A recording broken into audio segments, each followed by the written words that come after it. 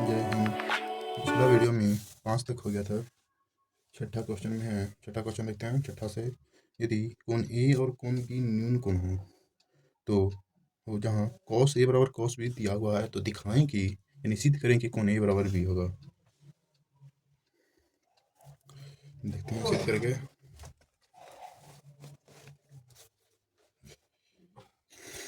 यहाँ पे पहले पार लेंगे त्रिभुज। देखो समकोण त्रिभुज पारेंगे क्योंकि इस चैप्टर में पूरा समकोण त्रिभुज ही पढ़ना। इसमें कोण सी समकोण करा ए बी तो न्यून कोण है। न्यून कोण यानी कि 90 से छोटा, तो बी यानी सी होगा समकोण मान लेते हैं। तो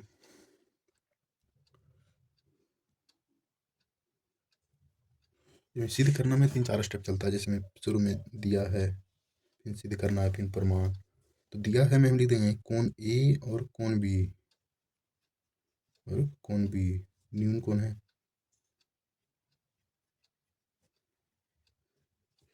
इसको संकेत में भी लिख सकते थे, कोण ए है और कोण बी जो 90 से छोटा है। ठीक है। और दिया हुआ है cos ए बराबर cos बी। cos ए बराबर cos बी दिया हुआ है इसमें। देखो cos ए बराबर cos बी, इन दोनों तो दिखाना है हमें इस ए बराबर कोण बी दिखाना है, यानी कि सिद्ध करना है। सिद्ध करना है कोण ए बराबर कोण बी। अब प्रमाण में प्रमाणित करेंगे कैसे होगा। प्रमाण में करते हैं। प्रमाण में दिखाएंगे जैसे cos ए बराबर cos बी। प्रमाण में जितना भी लिखेंगे सब उसका तर्क देना पड़ेगा, काहे ये लिखा है। cos ए cos बी बराबर है दिया हुआ है इसमें। cos ए का फॉर्मूला क्या होता है। cos ए का होता है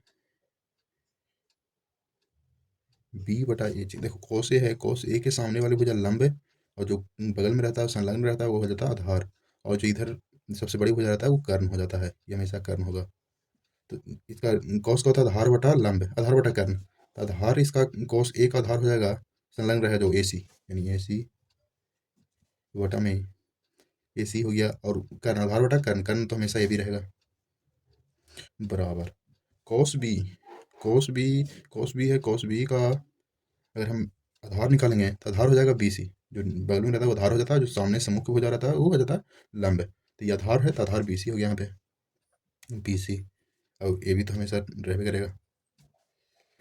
तो यहाँ पे ये तो त्रिकोणमितीय cos का फॉर्मूला यहाँ पे लग गया, सूत्र द्वारा आ गया। अभी इसके बाद देखो नीचे वाला सेम है।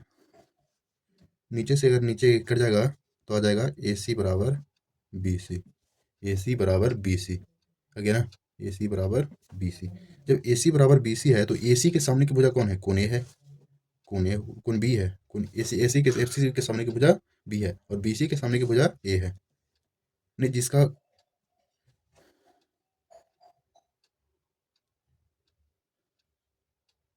संगत भुजा, संगत भुजा के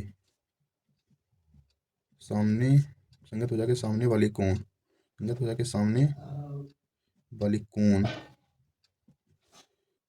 आपस में बराबर होते हैं। ये 9th में पढ़ना था। ये छत पे चढ़ना होता है तब सीढ़ी चढ़ते हैं, उसी तरह पढ़ाई में भी है। जब कोई भी अगला क्लास बढ़ेंगे तो पिछला क्लास का सहारा लेना ही पड़ेगा। ये 9th क्वेश्चन 9th में पढ़ना था कि जो संगत भुजा अगर बराबर भुजा है तो उसके सामने वाली कोण भी आपस में बराबर होगा। तो वही यहाँ पे हो गया। लास्ट में लिख देंगे होता है कोण ए बराबर कोण बी। यही लाना था, कोण ए बराबर कोण बी, यही हो गया, प्रूफ है। अगला में करा अगला क्वेश्चन है, अगला है यदि 6 क्वेश्चन हो गया, छठा 7वां क्वेश्चन बच रहा। 7वां क्वेश्चन है यदि कोट थीटा बराबर 7/8 है तो एक में निकालना है 1 plus sine theta into 1 minus sine theta बटा में 1 plus cos theta into 1 minus sine theta. दूसरा क्वेश्चन है कॉट स्क्वायर थीटा का मान निकालना। देखते हैं 7वां क्वेश्चन में। इसमें थीटा सब सेम है, एंगल सेम है, तो इसमें चित्र बनाना जरूरी नहीं है। एल दिया है cot थीटा बराबर 7/8 है। तो cot थीटा का फॉर्मूला होता है आधार बटा लंब। आधार होता है बी, लंब होता है बी, आधार बटा लंब। तो हमें आधार और लंब तो दिया हुआ है, तो कर्ण निकालना है। कर्ण बराबर हो जाएगा आधार लंब स्क्वायर प्लस आधार स्क्वायर। आधार स्क्वायर प्लस लंब स्क्वायर दोनों सही है। प्लस में प्लस और गुणा में उल्टा हो जाएगा तो कोई दिक्कत नहीं है, लेकिन माइनस भाग में उल्टा नहीं होना चाहिए। तो अब इसका मान रखेंगे, पी का मान है 8 प्लस बी का मान है 7। तो ये चला रहेगा 8 का वर्ग होता है 64, 7 का वर्ग 49। तो एज का मान आ जाएगा 130। 13 हो गया। अब हमें निकालना है, बारी बारी से निकालेंगे। दो क्वेश्चन है। पहला में था 1 plus sine theta into 1 minus sine theta, फिर है 1 plus cos theta 1 minus cos theta. अब यहाँ पे फार्मूला रखेंगे सबका। 1 प्लस साइन थीटा, तो साइन थीटा का फार्मूला पी बटा एच, यानी लंब बटा कर्ण। इसका हो जाएगा 1 माइनस बी पी बटा एच, ये भी होता है लंब, साइन तो लंब बटा कर्ण होगा। नीचे में है मेन बटा, यहाँ पे है 1 प्लस कोस का होता है बी बटा एच, यानी आधार बटा कर्ण। 1 माइनस आधार बटा कर्ण यानी बी बटा एच मिला है। अब देखो यहाँ पे मान रखेंगे सबका। 1 प्लस पी का मान है 8 है, पी का मान 8 है, बटा में एच का मान अभी निकाले हैं √113। फिर यहाँ पे होगा 1 माइनस 8 बटे √113। वही सेम प्रक्रिया नीचे भी है। तो मान रखना है 1 प्लस बी का मान है 7/130, 1 माइनस 7/130। इसको हल करेंगे।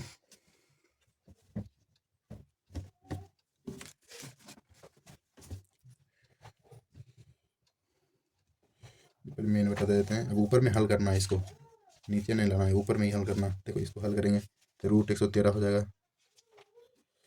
तो इसमें इसमें 1 है तो √113 यहाँ पे भी हो जाएगा। √113 प्लस 8 हो गया। इसमें ऐड करेंगे तो इसमें भी हो जाएगा √113। तो इसमें √113, बीच में माइनस है तो माइनस देंगे। 8 है यहाँ पे तो सेम है, तो सेम है तो वहाँ पे ऊपर वाला लिखा जाएगा। नीचे में भी वैसे करेंगे। √113 हो जाएगा √113 प्लस 7, यहाँ पे 7 तो 7 देंगे। फिर यहाँ पे हो जाएगा रूट अंडर रूट हो जाएगा वर्गमूल अथी एलसीएम 113। यहाँ पे हो जाएगा √113 माइनस 7। अब इसका आगे हल करते हैं।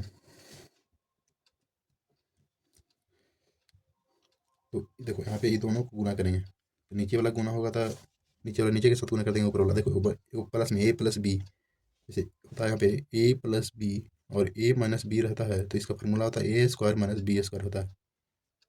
ए स्क्वायर माइनस बी स्क्वायर होता है। इसका उसी कर देंगे। ए स्क्वायर ए प्लस बी है, ए माइनस बी है, तो ए स्क्वायर माइनस बी स्क्वायर होता है।